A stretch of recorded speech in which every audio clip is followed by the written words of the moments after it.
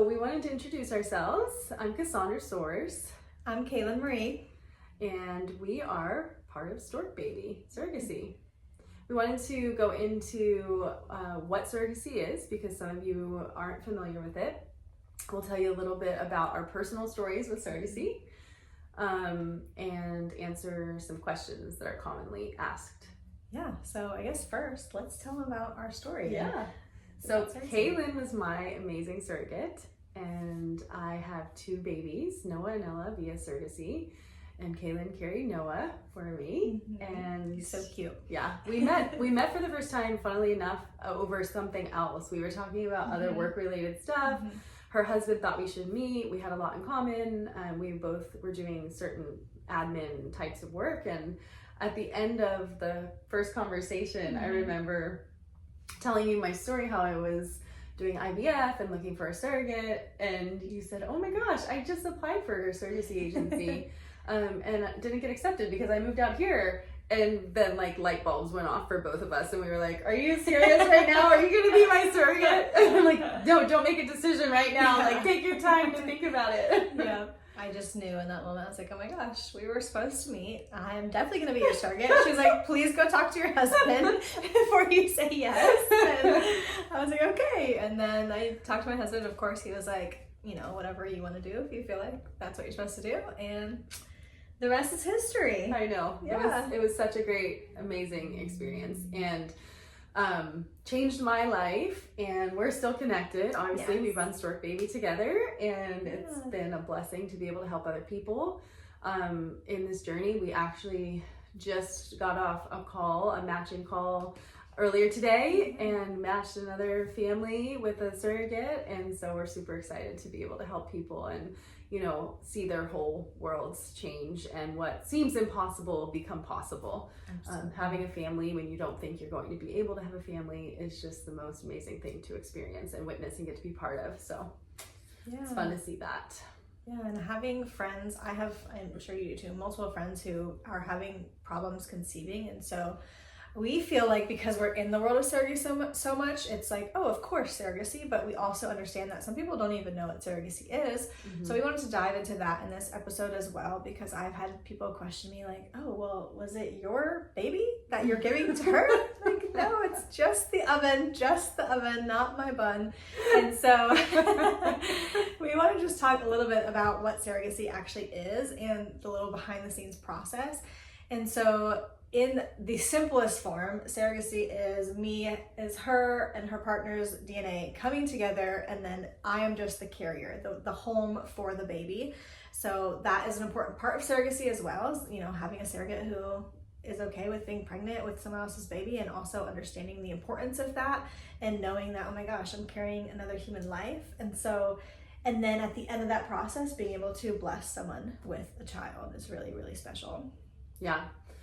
So, you know, on my end as the intended parent, I went to the IVF clinic with my partner and did IVF, got an egg retrieval. That was a 3.5 week process, which I thought, IVF sounds like it's a long process. Before you know anything, I thought that it would be much longer than that.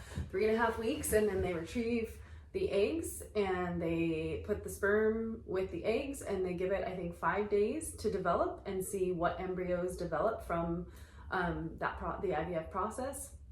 And at the end of the 5 days, you have the choice. They'll then freeze the embryos that have developed to a certain, you know, stage where they've successfully developed into an embryo, and then you have the option to do genetic testing on the embryos, and then that guarantees the genetic testing that if you go forward with the transfer you transfer your embryo into a surrogate, or some women back into themselves.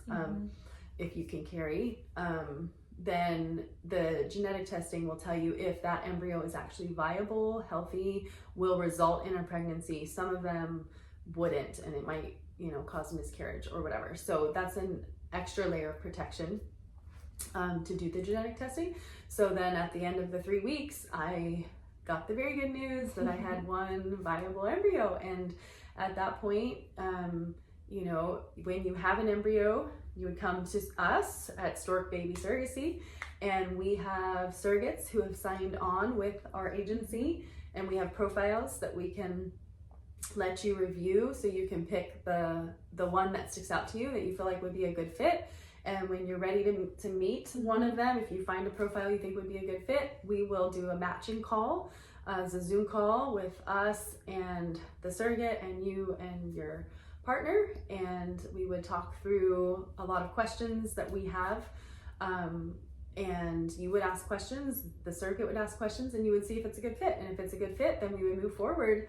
And you want to just describe a little bit of the process? Yeah, I feel like I'm talking a lot. No, that's great. I love it.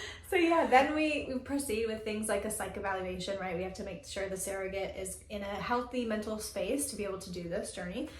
Since it's going to require, emotional things on her end as well. And then we would start with the medical process. We'd review past pregnancies. I guess we could talk about too real quick some requirements for being a surrogate. And so you would have to have successful pregnancies in the past, no miscarriages, and you'd also, the age range is usually 21 to 40. Obviously, as an intended parent, you can have preferences around that, but we have seen surrogates as young as 21 and as old as 39. So it just depends on the medical health. That's a really integral part of the process, as well as the medical screening, which would be a next step after signing on. We also want to make sure that the surrogate has a good emotional support system as well, because that, like we talked about, is just a big part of the journey for them. And their BMI has to be below 30. No smoking, no excessive alcohol drinking, healthy lifestyle. What else am I missing for requirements? I think you covered it. Yeah. So you would match with the surrogate, and then the embryo transfer. After all of those things that Kayla mentioned happen, and the IVF clinic approves the surrogate and everything's good to go, then the transfer happens, and in 10 days you find out if she's pregnant. It's so exciting. And in our case, it happened on the first try, and it was really smooth sailing the whole way through. Really, it was an incredible journey. I got to be there to hear the heartbeat on some of the appointments. I think on most of them.